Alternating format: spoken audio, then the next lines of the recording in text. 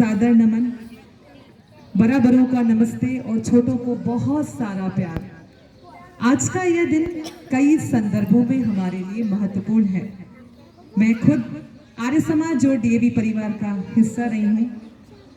इस कार्यक्रम में जुड़कर मुझे बहुत खुशी हो रही है। मैं देख रही हूँ जहाँ एक तरफ से समाज में सक्रियता के साथ योगदान देने वाली नारी शक्ति है, तो कहीं दर्शक दीर्घा में गृहिणी भी हैं। गृहिणी जिनका गृह ऋणी है, जिनके बिना गृह का अस्तित्व नहीं है। आप सभी के लिए एक बार जोरदार तालियां उन सभी नारी शक्ति के लिए जो आज हमारे साथ इस कार्यक्रम में उपस्थित है।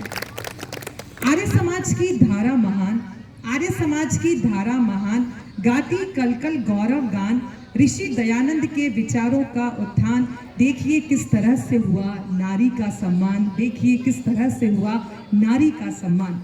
नारी का सम्मान केवल एक दिन की बात नहीं, जैसा कि मैं बहुत अच्छे वक्ताओं को अभी सुन रही हूँ। संचालन जो हो रहा है वो बहुत ही प्रभावशाली है। सर बहुत बहुत आपको शुभकामनाएं। और सुन रही हूँ आज का दिन मनाने की विशेष आवश्यकता क्यों।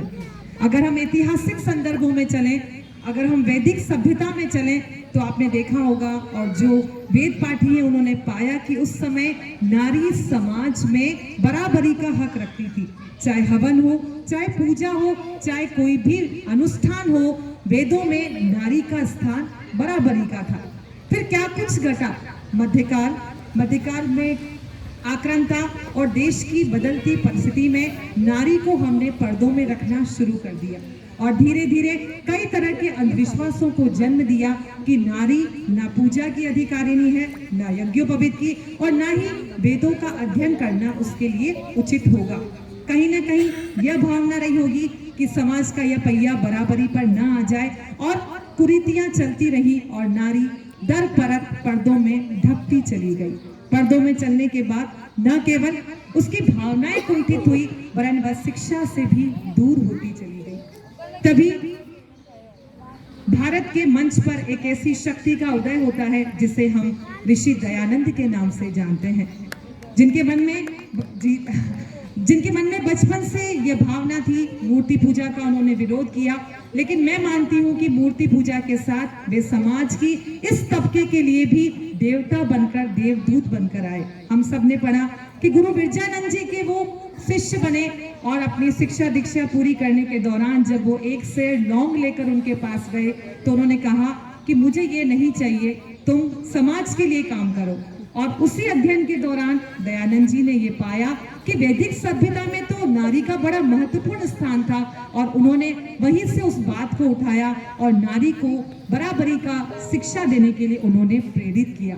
उन्होंने इस बात को लोगों को जागृत किया कि समाज का जब तक यह हिस्सा आगे नहीं बढ़ पाएगा तब तक समाज आगे नहीं बढ़ पाएगा। और उन्हीं के नक्शे कदम पर चलते हुए ऋषि जो श्रद्धानंद जी थे, श्रद्धानंद जी ने पहले कन्या पाठशाला की स्थापना जालंधर में की। ये आर्य समाज से जुड़े तमाम जो विद्वजन हैं इस बात को भली भांति जानते हैं और वहीं से शिक्षा की अलख आगे बढ़ती रही। सोया संसार आर्यों का छाया अंधेरा था, सोया संसार आर्यों का छाया अंधेरा था, थे रवि शशि तारक दीप बुझे, रजनी से दूर सवेरा था।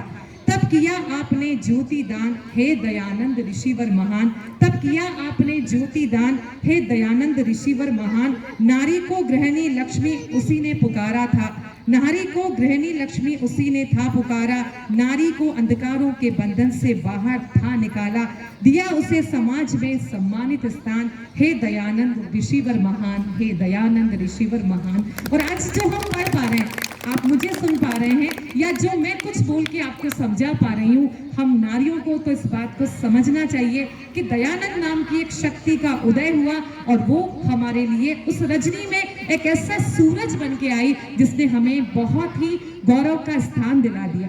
आज भी देखती हूँ समाज में जो गायत्री मंत्र था वो महिलाओं को, बेटियों को पढ़ने के लिए मना किया जाता था, यज्ञोपवीत नहीं होता है। लेकिन मैं खुद बड़े शान के साथ कहती हूँ कि मैं कट्टर मूर्ति पूजक परिवार से आती हूँ, लेकिन डीएवी में नौकरी करने के दौरान और दैनिक हवन होता है उससे प्रभावित होकर आज मेरी दिनचर्या का आरंभ वैदिक अनुष्ठान और हवन के साथ होता है। हवन के के साथ ही मेरी दिनचर्या की शुरुआत होती है और सारा मोहल्ला बड़ा अचंभित होता है कि भाई इससे मंत्र कैसे आते हैं। तो कहीं ना कहीं दूर इसकी धारा को देखूं तो दयानंद जी का शुक्रगुजार हूं कि उन्होंने इस अवसर को दिया। और अब बात स्त्री शिक्षा की। शिक्षा का मतलब ये कदापि नहीं है कि हम अपनी मर्यादाओं से बाहर जाएं, क्योंकि जो नदी सीमाओं में बहती है, अनुशासित रहती है, वही अपने सफर को तय करती है। यदि उसके किनारे तोड़ दिए जाएं तो वो महज कतरा कतरा बनकर खत्म हो जाएगी। शिक्षा का उद्देश्य हमारे जीवन का विकास करना है। शिक्षा का उद्देश्य उन बंधनों को तोड़ना है जो हमें बांधते हैं। समाज के सरोकारों को स्वीकारना है, हमारी सभ्यता के साथ चलना है, लेकिन उत्थान के साथ आगे बढ़ना है। तो आज यही मेरा उन बेटियों से और बहनों से निवेदन कि शिक्षा की ज्योति जो आर्य समाज और दयानंद ने जलाई है, उसे आगे लेकर बढ़ें और निरंतर जब भी प्रयास करते रहें। किसी भी अच्छे कार्य के लिए किसी सामाजिक संस्था की जरूरत नहीं होती है। कहते ना, हम तो बहता दरिया है, हमें अपना हुनर मालूम है। हम तो बहता दरिया है, हमें अपना हुनर मालूम है। जिस और ही चल पड़ेंगे रास्ता निकल जाएगा, जिस और ही चल पड़ेंगे रास्ता निकल जाएगा। तो रास्ते की उस किरण को आप खोजें, आगे बढ़ें और आज के दिन को सार्थक करें। क्यों खींचे जाते हैं मेरे वस्त्र भरे सभागारों में, नारी की स्थिति जो थी, क्यों खींचे जाते थे मेरे वस्त्र भरे सभागारों में, क्यों अपनी पवित्रता का प्रमाण दूं मैं चलकर अंगारों में, क्यों अपनी पवित्रता का प्रमाण दूं चलकर अंगारों में। सींचा है मैंने अपने रक्त से नर की इस संतति को, सींचा है मैंने अपने रक्त से नर की इस संतति को।